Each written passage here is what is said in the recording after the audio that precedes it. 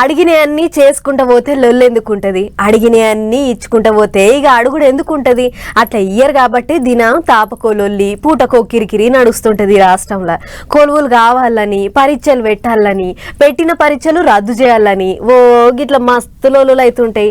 అయితే లొల్లులు ఎందుకు దండగా మేము ఉన్నాం కదా, రండ్రి కూర్చొని మాట్లాడుకుందాం, పంచాయతీ తష్ప చేసుకుందాం అని అంటుండు సీఎం సార్. చూడుర్రి, మీరు ఏదున్నా నిరసన తెలపాల్సిన అవసరం లేదు, ఆందోళన చేయాల్సిన అవసరం అంతకంటే లేదు.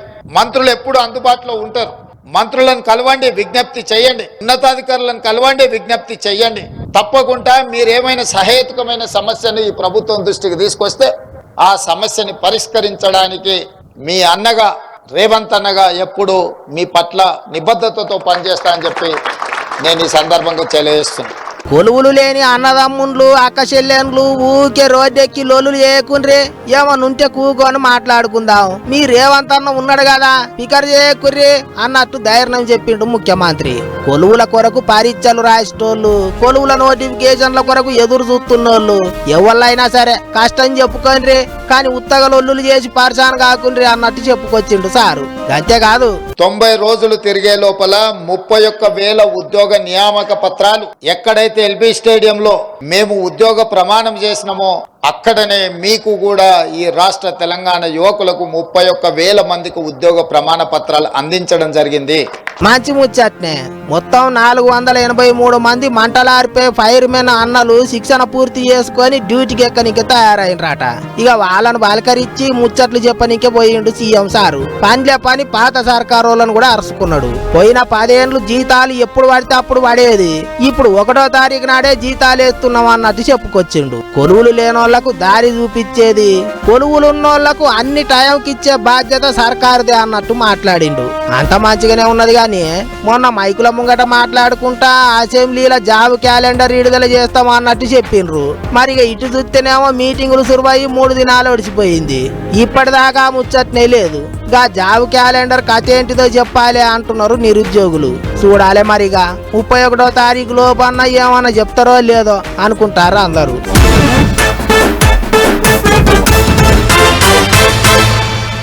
పాత సర్కారోళ్ళ 5 ఏళ్ల పాలనకు కొత్త సర్కారోళ్ళ 50 రోజుల పాలనకు నడుమ పోరాటం నడుస్తున్నట్టే ఉన్నది ఏపీ రాజకీయం. అసెంబ్లీ మీటింగ్లల్లా సీఎం సార్ పూసగుచ్చుతుంటే ప్రెస్ మీట్లు పెట్టి మాజీ ముఖ్యమంత్రి పూసగుచ్చుతుండు.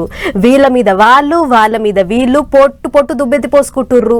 ఒకళ్ళు రాష్ట్రానికి మంచి రోజులు వచ్చినాయి అని అంటుంటే ఇంకొకళ్ళు రాష్ట్రం వెనకపోతుందని అంటుర్రు. మరిగా ముచ్చట్లేంటియో ఒక్కసారి అట్లా పోయి చూసేద్దాం పార్రి. తొలుత బూమ్ బూమ్ ముచ్చట్లు, అటు వెనక కేసులు లొల్లుల పంచాదులు, ఇప్పుడు పైసలు అప్పుల ముచ్చట్లు. ఏపీ అసెంబ్లీ మీటింగులు 5 దినాలు నడిస్తే 5 తీర్ల ముచ్చట్లు నడిచినాయి. పాత సర్కారోళ్ళు ఏం చేసిండ్రు, ఎట్టెట్ట చేసిండ్రు అనే దాని మీద ముఖ్యమంత్రి చంద్రబాబు సారు పబ్లిక్ కు బల్లె సారు లెక్క పాఠం చెప్పినట్టే పూసగుచ్చిండు.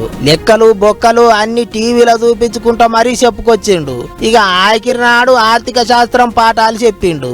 అంటే పాత సర్కారోళ్ళు చేసిన అప్పులు అడ్డగోలు ఖర్చులు అన్ని బయట పెట్టిండు. Vizag Chennai industrial corridor, Chennai Bengaluru industrial corridor, ఈ 2 కూడా డెవలప్ చేశాం. 14,213 ఎకరాలు ఇండస్ట్రియల్ ల్యాండ్ ని మనం 1945 యూనిట్లకి అలాట్ చేసే పరిస్థితికి వచ్చాం. Kia Motors, hero Motors, Asian paints, ఇసూజీ Motors, Apollo tyres, Foxconn, Celkon ఇలాంటి అనేక కంపెనీలు ఆ రోజు పెట్టుబడులంటే దానికి చిరునామాగా ఆంధ్రప్రదేశ్ తయారయ్యే పరిస్థితి వచ్చింది. ఇక పెద్ద ముచ్చట ఏంటిదంటే పాత సర్కారోళ్ళ ఆయాముల కోర్టు కేసులకే 3,400 కోట్ల రూపాయలు ఫీజులు కట్టినరాట. కరెంటు మీద 1,29,000 కోట్ల అప్పులున్నాయట. మొత్తం 9,74,000 కోట్ల అప్పు చేసిండ్రాట. సర్కారోళ్ళ ఆస్తులను కుదవబెట్టి అప్పులు తీసుకొచ్చిండ్రాట. అంతేకాదు యూనివర్సిటీలు కాలేజీలలో పొలగాన్లు కట్టే ఫీజులను కూడా వాడుకున్నారట. పోలవరం 15,304 కోట్లు ఖర్చు పెట్టాం. అందులో 11,702 కోట్లు 14-19 ఖర్చు పెట్టాం. అదే తెలుగుదేశం ప్రభుత్వం గాని ఆ రోజు అధికారం ఉంటే 2021కి ఆ ప్రాజెక్టు పూర్తి అయిపోయింది. అది ఈరోజు ఇంకా 3 ఏళ్ళు అంటున్నాం. అంటే 27కి వస్తుందా, 28కి వస్తుందా? గిట్లా సీఎం సారు అసెంబ్లీలో నిలబడి అంత ఆగమాగం చేసిండ్రు అని పాత సర్కారు వాళ్ళ మీద పొట్టు దుబ్బెత్తి పోస్తుంటే బయట ప్రెస్ మీట్లు పెట్టి మాజీ సీఎం జగన్ సార్ ఏమన్నాడో చూడర్రే.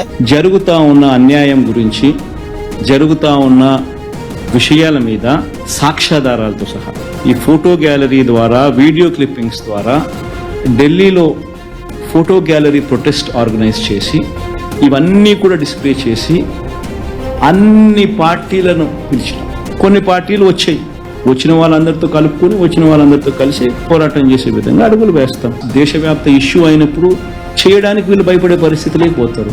మీరేం చేసిండ్రు అంటే మీరేం చేసిండ్రు అన్నట్టే నడుస్తున్నది ఏపీ రాజకీయం. కొత్త సర్కారోళ్ళు పోయిన 5 ఏళ్ల ముచ్చట్లు చెప్తుంటే పాత సర్కారోళ్ళు ఈ 50 రోజుల ముచ్చట్లతోని కలిపి అది వరకు 2019 కంటే ముందుగాల ముచ్చట్లు చెప్పుకుంటూ సాపించుకుంటున్నారు. 2 దిక్కుల నడుమ పంచాది మస్తు గట్టిగానే నడుస్తున్నది.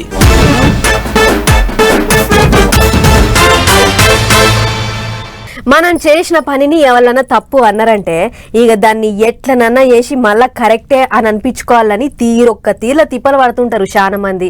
సందు దొరికితే చాలు తప్పు కాదు ఒప్పు అని నిరూపించుకోవాలని గట్టిగా తనలాడుతుంటారు.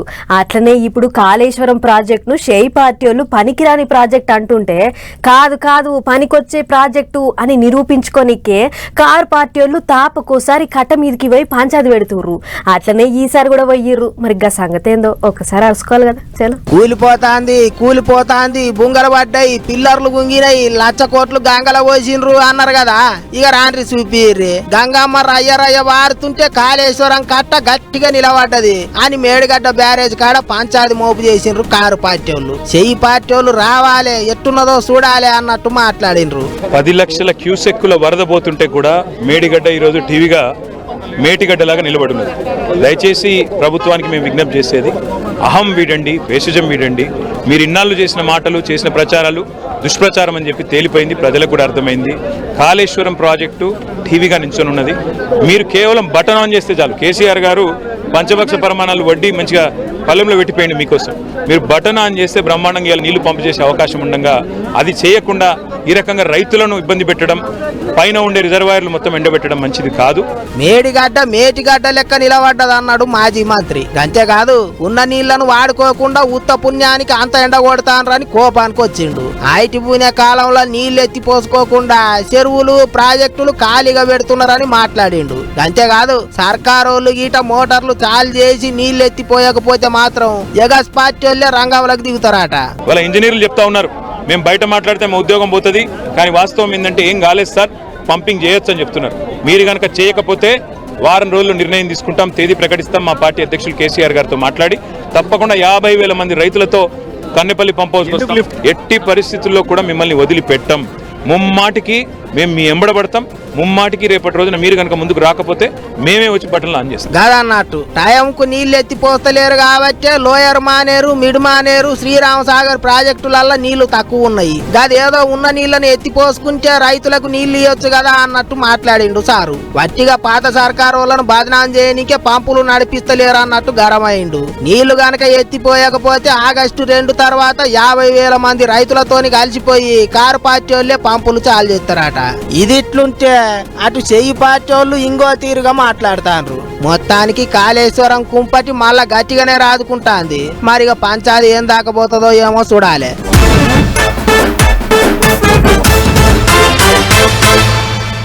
ఎవ్వళ్ళు ఎట్లున్నా ఎవ్వళ్ళు ఏం చేసినా నడుస్తుందేమో గానీ పెద్ద సార్ కొడుకు మాత్రం పెద్ద సార్ లెక్కనే ఉండాలి. అందరి లెక్క ఉంటా, అందరి లెక్కనే చేస్తా అంటే అస్సలు నడవది. ఏదో ఓ కొత్తదనం చూపియాలి. ఏపీ మంత్రి లోకేష్ సార్ ఇప్పుడు అదే పని చేస్తుండు. సార్ ఏం చేసినా పబ్లిక్ మనసు గెలుచుకుంటుండు. కష్టం ఉన్నది అని ఎవ్వరు చెప్పినా, సాయం కావాలని ఎవ్వరు అడిగినా అందరికంటే రువ్వడిగా సారే వాళ్ళని అరుచుకుంటుండు. ఆపతి నుంచి తప్పిస్తున్నాడు. ఇక చూడుర్రి. నా పేరు సరళ వీరేంద్ర కుమార్ అండి. నేను ఒక ఏజెంట్ ఖతర్ అని చెప్పి అక్కడి నుంచి సౌదీ అరేబియా తీసుకొచ్చేసారండి ఎడారిలోకి. నేను ఈ నెల 10వ తారీఖున వచ్చానండి ఖతరు. అక్కడి నుంచి 11వ తారీఖున సాయంకాలం నన్ను సౌదీ అరేబియా ఎడారిలోకి తీసుకొచ్చేసారండి. ఆ సౌదీ అరేబియాలో ఇంకా చాలా దూరంలో తీసుకొచ్చి పడేయారండి ఎడారిలోని. నాకు 11వ తారీఖు నుంచి ఇప్పుడు వరకు నాకు ఆరోగ్యం ఏం బాగోలేదండి. రక్తంతో వాంతులు అయిపోతుంది, ముక్కులంటే రక్తం వచ్చేస్తుందండి. ఇప్పుడు వరకు బాత్రూమ్కి వెళ్ళలేదండి. నేను బాత్రూమ్ రావట్లేదండి. చాలా ఇబ్బందులు ఎదుర్కొన్నానండి. మొన్న ఎడారి దేశంలో ఎర్రటి ఎండల గొర్రెలు మేకలు గాయిస్తుండ్రు. ఎట్టనాన్న చేసి ఇంటికి తీసుకుపోన్రి అని ఇంటర్నెట్ లో వీడియో పెట్టిండు గీ వీరేంద్ర అనే అన్న.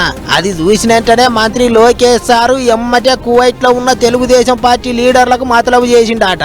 ఇక వాళ్ళు వీరేంద్రను కాపాడిండ్రు. రేపో మాపో ఇంటికి తోలుకొచ్చే ఎగురని చేస్తున్నారట. అందుకే గిట్ల లోకేష్ సారు రుణం గీ జన్మల తీర్చుకోలేనన్నట్టు మాట్లాడిండు. అది వరకు కూడా శివ అనే ఓ అన్న గిట్లనే ఇంటర్నెట్ లో వీడియో పెడితే ఆయనను కూడా ఎమ్మటే కువైట్ కేంచి ఇంటికి చేర్చిండు లోకేష్ సారు. ఎవరికేం ఆపత వచ్చినా నేనున్నా అన్నట్టు ముంగటికైతున్నాడు మంత్రి. కష్టం ఉన్నదని ఎవళ్ళొచ్చినా కాదనకుండా ఆపది సాపది అరుచుకుంటున్నాడు. ఇదొకటే కాదు, ఎలక్షన్ లోడిసి కూటమి సర్కారు అధికారంలోకి వచ్చినాక సొంత నియోజకవర్గం మంగళగిరిలో అందరికంటే ముందుగాల ప్రజా దర్బార్ సురువు చేసి పబ్లిక్ ను ఇంటికి పులుచుకొని సమస్యలు పరిష్కారం చేసిండు. లోకేష్ సార్ తర్వాతనే తత్తిమ లీడర్లు ప్రజా దర్బార్ పెట్టిండ్రు. ఇక ఇటు మండలి అసెంబ్లీ మీటింగులలో కూడా లోకేష్ సారు ముచ్చట్లు మస్తు జోరుగా నడుస్తున్నాయి. తాపకోసారి ఎగస్ పార్టీ వాళ్ళు ఎర్ర బుక్కు అని మాట్లాడుతున్నారు కదా. అసలు ఎర్ర బుక్ ఇంకా తెరవనే లేదు, అప్పుడే గంతగానం పరిశాన్ అవుతున్నారు అన్నట్టు మాట్లాడిండట సారు. ఏం చేసినా చట్ట ప్రకారం నడుచుకుంటాం అన్నాడట. గిట్ల పబ్లిక్ కష్టాలు ఆర్చుకోవాలనన్నా ఎగస్ పార్టీ వాళ్ళకు సురుకులు పెట్టాలనన్నా ఓ రేవు పోంటి రాజకీయం చేస్తాడు సారు. అందుకే లోకేష్ సారే అనుకుంటారట ఇప్పుడు అందరూ. సారు పనితీరును గట్టిగానే మెచ్చుకుంటారట.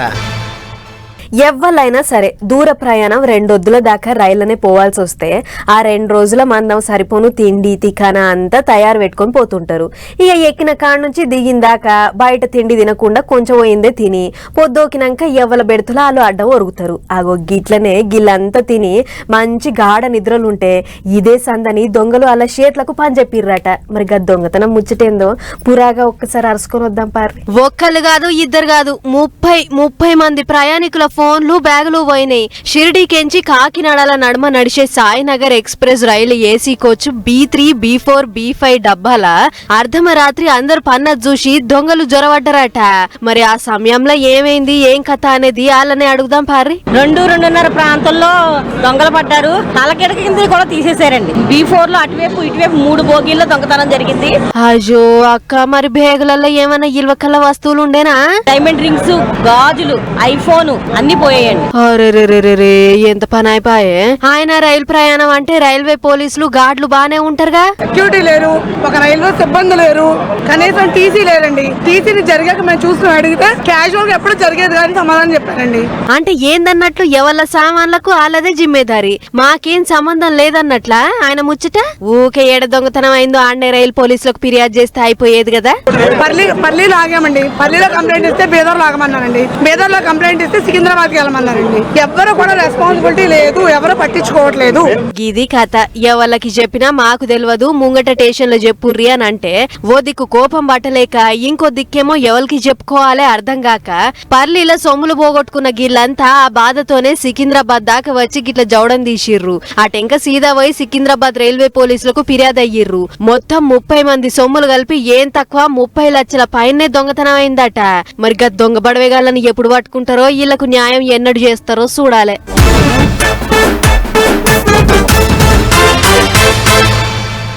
ఏ షిట్టి కట్టినా ఎంత మితికిచ్చినా పైసలు డబుల్ రావురా నాయనా అని మేము టీవీలలో ఎంత మొత్తుకుంటున్నా కొంతమంది జనం వినేటట్లే లేరు.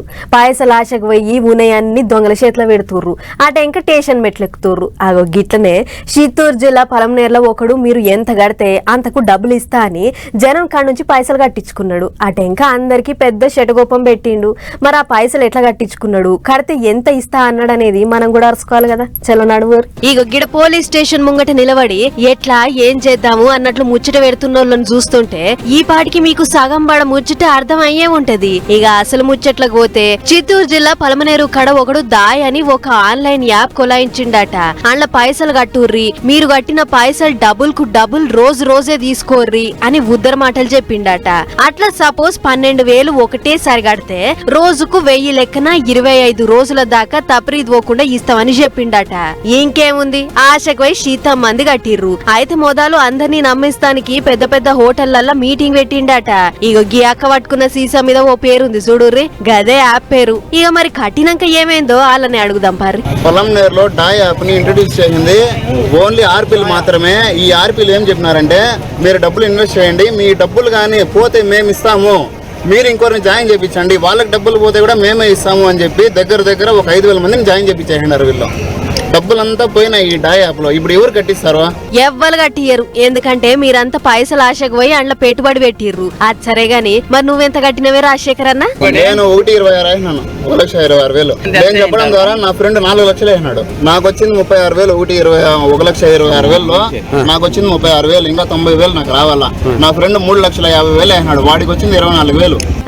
ఈ గాడి ఇచ్చినట్లే మీరు తీసుకున్నట్లే గాని మీకు వచ్చే పైసలు ముచ్చట మర్చిపోర్రి. ఎందుకంటే ఆడు మిమ్మల్ని మోసం చేద్దామని వచ్చిండు. బూర్మిఠాయి మాటలు చెప్పి మిమ్మల్ని బూటలేసుకుండు. ఆయన వాడెవడో మనకెందుకు గన్ని పైసలు ఇస్తానంటుండు. వాని కంపెనీకి ఏమన్నా గ్యారంటీ ఉందా లేదా, కడితే మునుగుతామా లేదా అనేది చూసుకోకుండా పక్కింటోడు కట్టిండు నేను కట్టాలే, ఎదురింటామె కట్టింది నేను కట్టాలే అని సోయ లేకుండా పోతే గిట్లనే ఉంటది. అటెంక పోలీస్ స్టేషన్ కాడ మొత్తుకుంటే ఏమొస్తది అని ఉల్టా కట్టినోళ్ళకే సొట్లు పెడుతుర్రు గీ ముచ్చట చూసిన పబ్లిక్. ఇక పోలీసులు కేసు కట్టి గడెవడో దేవులాడే పల్ల ఉన్నారట.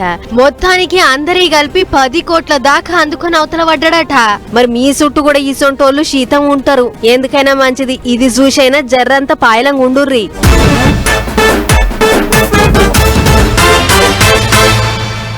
ఎప్పుడు చూడు బడ్జెట్ లా సర్కారు బళ్ల కోసం కోట్ల రూపాయలు ఖర్చు చేయబోతున్నామని కాగితాలు పట్టుకొని పద్దు లెక్కలు చదువుడే తప్ప గా బళ్లను పట్టించుకున్న పాపాన పోతలేదు సర్కారు అని మేము కాదు కరీంనగర్ ఆదిలాబాద్ దిక్కు జనం అంటుర్రు. ఎందుకంటే బళ్ల పొల్లగాళ్లకు సరిపోను సౌలతులు లేవు. మీరేమో సర్కారు బళ్లకు తోలాలే అంటారు. ఇటు చూస్తేనేమో బళ్ల కథ గిట్లుంది అని మస్తు గరం అవుతుర్రు. మరి వాళ్ళు గట్లెందుకు అంటుర్రో మనం కూడా చూడాలిగా. పొల్లగాళ్లంతా ఒకటేసారి లైన్ కట్టి వంటలకు పోతుర్రు. మరి ఏంటన్నా బజార్లో వస్తురా లేకుంటే ఊరవుతలనా అంటే బళ్ళనే అని చెప్పేతానికి మాకైతే నోరొస్తలేదు. ఎందుకంటే బళ్ళే ఉన్న బాత్రూమ్ హాలత్ గట్లుంది. మరి జగిత్యాల జిల్లా రాయకాల్ మండలంలో ఉన్న అల్లీపూర్ గడికోట చిన్న బళ్ళే భూతద్దం పెట్టి లెంకినా ఈ ఒక్క బాత్రూమ్ తప్ప ఇంకోటి లేదు. పైకప్పు కాదు కదా, పొల్లగాండ్లు తడవకుండా ఉండటానికి కంసే కం అంబరే కాగితం కూడా లేదు. ఇక బాత్రూమ్ గింత సక్కదనంగా ఉంటే పొల్లగాండ్లు బయటికి ఎందుకు పోరు చెప్పుర్రి. 129 మంది పొల్లగాండ్లందరికీ కలిపి ఈ ఒక్కటే బాత్రూమ్ అట. ఇక ఉన్న ఒక్కదాన్ని ఆడపిల్లల కోసం అని వాడుతుంటే పొల్లగాళ్లకు మస్తు తిప్పలైతుందట. మాకు బాత్రూమ్ వెళ్ళేటందుకు ఇబ్బంది అవుతుంది, లైన్ లో నిలబడాల్సి వస్తుంది. ఇన్నారు కదా సార్లు, గీ పొల్లగాండ్ల మోకాలు చూసన్నా ఎంటనే ఓ 4 బాత్రూమ్లు కట్టించే ఇగ్రం చెయ్యూర్రి. ఇక ఇదెట్లుంటే అటు ఆదిలాబాద్ జిల్లా నెన్నెల మండలంలో మొన్న క్షత్రియులుంటేనే బళ్లకు రావాలే, కురుస్తున్న బళ్లే క్షత్రియులు పట్టుకొని పాఠాలు వింటున్న పొల్లగాండ్లు అని ఓ ముచ్చట చూపించినాం కదా. గా ముచ్చట మీద జిల్లా కలెక్టర్ కుమార్ దీపక్ సార్ మస్తు గరవేయండు. కుర్చే జాగల కాకుండా ఏ రూమ్ మంచిగుందో అందులో కూర్చోబెట్టాలే, ఉత్తగా సర్కార్ ఇజ్జత్ తీస్తుర్రు అన్నట్లు బడి పెద్ద సార్ ను సస్పెండ్ చేసిండట. ఆయన ఓ సారు మొదలు సస్పెండ్ కాదు, గా బడిని బాగు చేసే ఇగ్రం చెయ్యూర్రి, లేదంటే కొత్తదన్న కట్టియ్యూర్రి అని అంటూరు గీ ముచ్చట చూసినోళ్ళు. ఇక ఇదెట్లుంటే ఇటు మంచిర్యాల జిల్లా కోటపల్లి మండలంలో ఉన్న ఎస్సీ బాయ్స్ హాస్టల్ ఎప్పుడు కూల్తదో అని బుగులు పడుతుర్రు పొల్లగాన్లు. ఎన్నడో 40 ఏళ్ల కింద కట్టిందట. ఇప్పుడు 7 దాడ బెచ్చులు ఊసిపోయి అంతా నాసు వట్టి తలుపులు ఇరిగిపోయినాయి. గట్టి వానొస్తే ఉన్న 75 మంది పొల్లగాండ్ల బుక్కులు బట్టలు తడుస్తున్నాయట. బాత్రూములు బాలేక బయటికి పోతే పావులు తేళ్లు ఉంటున్నాయట. ఈ ముచ్చడు చూసైనా మాకు కొత్త హాస్టల్ ఎంటనే కట్టియాలే అన్నట్టు కోరుతుర్రు తమ్ముళ్ళు. మరి ఇప్పటికైనా కడతారో లేకుంటే అలవాటైన తీర్ల చూద్దాం తీ అని దులుపుకొని పోతారో చూడాలి.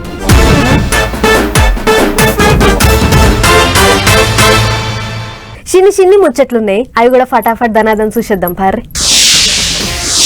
నేను కూడా ఓ దిక్కు తగిలి నాటేస్తే ఒకళ్ళ కూలి బచాయిస్తుంది అనుకుండో లేకుంటే కూలోళ్ళు తక్కువ పడ్డారు అనుకుండో గాని మిర్యాలగూడ ఎమ్మెల్యే బత్తుల లక్ష్మారెడ్డి అన్న గిట్ల పొలం పనికెక్కిండు. మొదలు ట్రాక్టర్ ఎక్కి కరిగట్టు చేసి గొర్రుదోలిండు. ఆ టెంక అమ్మలక్కలతోని వంగి లుంగలు అందుకొని చిట్ట నాటేసిండు. మరిగా నాటేయొచ్చిన అమ్మలక్కలంతా మా ఎమ్మెల్యే సార్ ను పైసలేం అడుగుతాం అని వట్టిగా పోగలే లక్ష్మణ పిలిచి కూలి పైసలు ఇచ్చి కూసోబెట్టి తలా బుక్కడంత బువ్వ పెట్టితోలే ఎప్పటికీ యాద్ చేసుకుంటారు. గాలమేషుడు లేదు, వలలేషుడు అంతకన్నా లేదు. ఉత్త చేతులతోనే పెద్ద పెద్ద చేపలు పడుతుర్రు. ఆదిలాబాద్ జిల్లా బోధ్ మండలంలో ఉన్న కరత్వాడ ప్రాజెక్టుకు మీద బాజుకెంచి శీతం వరదొస్తుందట. గా వరదల ఇంతింత పొడుగు చేపలు బొచ్చుడు కొట్టుకొస్తుండేటొరకు ఊరోళ్ళు ఇంకా జాలర్లు నేనంటే నేనని ఎగబడి పట్టుకుంటుర్రు. పట్టిన చేపలను పట్టినట్లు కొంటవై వలలేసి కమ్ముతుర్రు. ఒక్కోటి ఏం తక్కువ 2-3 కిలోల మాసరున్నాయి. ఇంటికి పట్టుకుపోయి ఇంత చింతపులుసు పోసి ఉడుకుడుకు బువ్వలేసుకుని తిన్నోళ్లకు పల్లెంలోనే స్వర్గం కనబడాలే. మొన్న కామారెడ్డిల రైతుల పేరు చెప్పి గాయత్రి చక్కెర కంపెనీడు లోన్లు తెచ్చుకుని వాడుకుండు అని చూపించినాం కదా. గా ముచ్చట మరవక ముందే అదే కంపెనీ బాగోతం మల్లోటి బయటపడ్డది. సంగారెడ్డి జిల్లాలో కూడా 1025 మంది రైతుల పేర్లు చెప్పి 9 కోట్ల లోన్ తీసిండట. ఈ ముచ్చటెరకలేని రైతుల ఫోన్లకు ఈ నడమనే రుణమాఫీ అయినట్లు మెసేజ్లు వచ్చినాయట.